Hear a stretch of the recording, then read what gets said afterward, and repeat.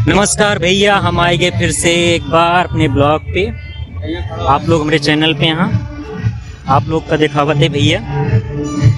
अब वहीं हमारी भैया माँ बेला देवी धाम प्रतापगढ़, बहुत ही सुंदर धाम है। यहाँ धाम में आए के बाद एक अलग प्रकार का शांति मिला था। वैसे भैया हर धाम पे चाहे जहाँ जा मन का शांति मिलवे करा था, लेकिन यहाँ आए भी हमारे जिला गया भैया सबसे बढ़िया धाम की वजह से थोड़ा सा पहली प्राथमिकता हमारे से यहीं रहा था। चारों तरफ भैया करे घूमे पे बहुत अच्छा वातावरण है करे चारों तरफ।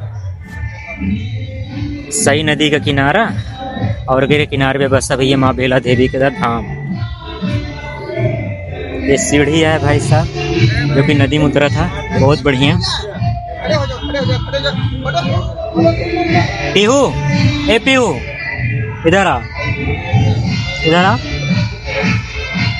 हाँ इधर देख पीहू, पीहू। हाय गाइस, कैसे लग रहा है ब्लॉग?